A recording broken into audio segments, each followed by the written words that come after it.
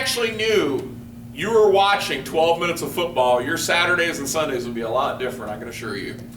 That being said, let's go back to Mr. Belichick for a moment. So that 2-week span from the last playoff game till the Super Bowl, how much planning is going on? 24 hours a day.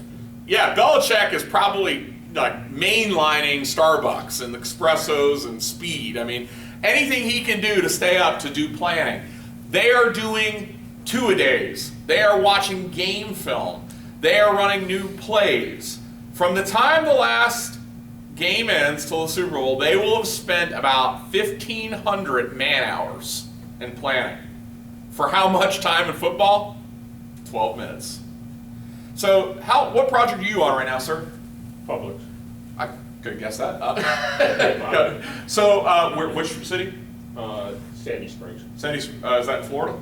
No, it's Georgia? Okay. Atlanta here. So let me ask you here, what's the total schedule on that project from soup to 3.5 nuts? months.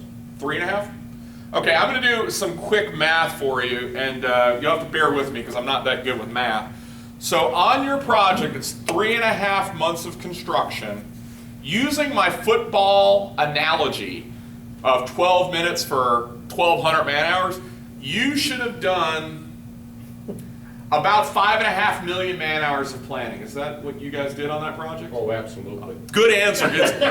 They did 5.5. Good answer. However, I actually had one client said, no, Greg, we do your analogy, but we do about 12 minutes of planning for 12 minutes. I said, that's a good answer. The question is, people always push back and they go, but Greg, football's a game. How can you even equate my Publix to a football game? I disagree with that. Why do you think I disagree with that? Because it's all a game. Or actually, I would say it the other way around. Is football a business? Yes. Absolutely. I mean, we can go on and on about how much money the NFL is making, the NCAA is making. We're not going to go there, other than to say that the winner makes a ton of cash on top of getting that nice little silver trophy that they get. My point is, moment of reflection for everybody in the room. How much planning are you doing for your 3 to 4 months? We don't even, I don't know if we live 3.5 million man-hours. By the way, Darcy, we just recorded that this guy did 3.5 million man-hours of planning for his project. So, nice. I'll be talking to you later. Yeah. So the good news is, how much do we do? Well, that's where we begin with pre-job planning. When we set the land speed record for planning, like my Russian friends, like my dump meeting, is that planning? The answer is absolutely not. And I don't care how many ways people want to argue with me and say, Greg, we do that. That planning, you know, it gets the information in the superintendent's hands. I'm not arguing that fact. But if that is the end of your planning, we kind of set it and forget it, that's wrong. So pre-job planning is the kickoff. Bren brings us to short interval planning. How do we operate from week to week? Daily huddle. How do we operate on a daily basis? Exit strategy.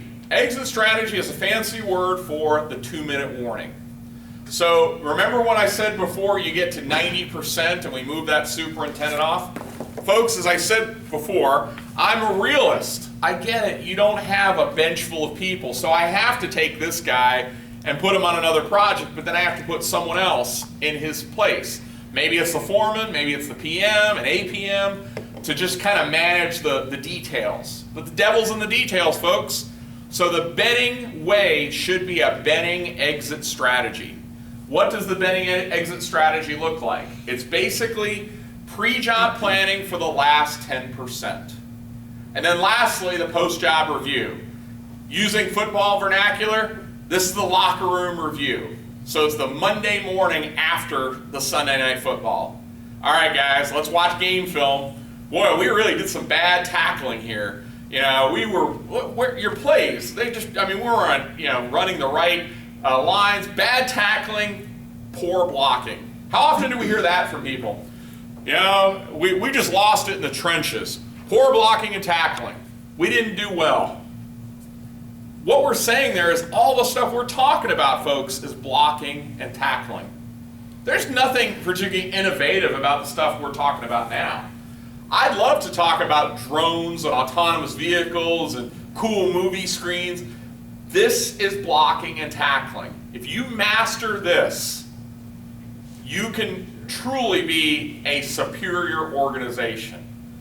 But the challenge, folks, is this and this. It's easy to talk about processes and playbooks, but when I'm dealing with human behavior, and folks, I'm a dorky engineer. Darcy knows my background. I'm a civil engineer by degree. I have no business talking about psychology, sociology, but you know where I spend 90% of my time is getting you guys to think differently, behave differently. That's what your challenge is going to be to do. I can talk all day long about processes and tools, but until you embrace the one Benning way, that's where we have to migrate. So let's do this.